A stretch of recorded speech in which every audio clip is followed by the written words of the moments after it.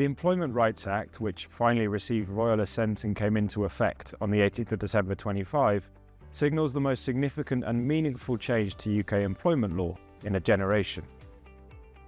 These changes, which will impact all UK employers and will mean a shift in the level of employment risk, will be broad and far-reaching.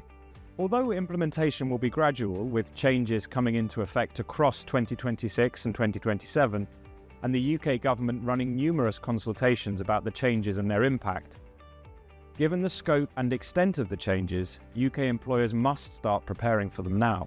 Perhaps the area that will lead to the most significant shift in employment risk and potential financial exposure for employers will be the enhanced dismissal protections for employees on both an individual and collective basis.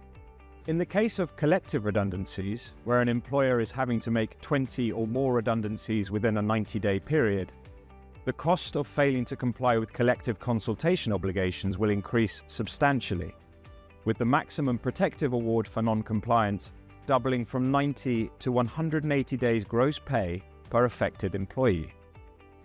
This brings into even sharper focus the need for effective planning and preparation at an early stage whenever headcount reductions are anticipated. On an individual level, the qualifying period for unfair dismissal protection will reduce from 2 years to 6 months in 2027. This is projected to bring around 6.3 million additional employees into scope for unfair dismissal protection and to generate several thousand more tribunal claims each year. In addition to significantly shortening the qualifying period, potential damages for unfair dismissal will also be increasing.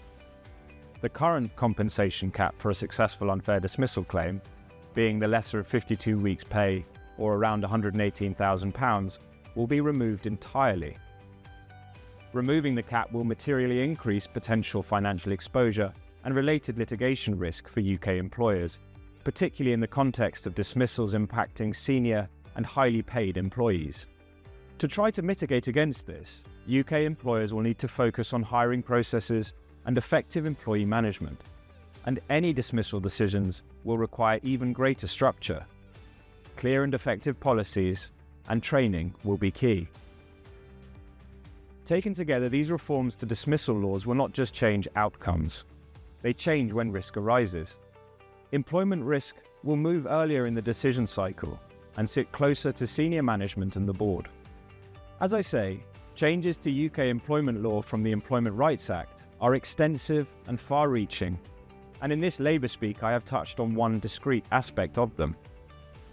We at Aiken will be following developments closely and providing regular updates, and we will be delighted to answer any questions or concerns you might have to help you navigate the shift.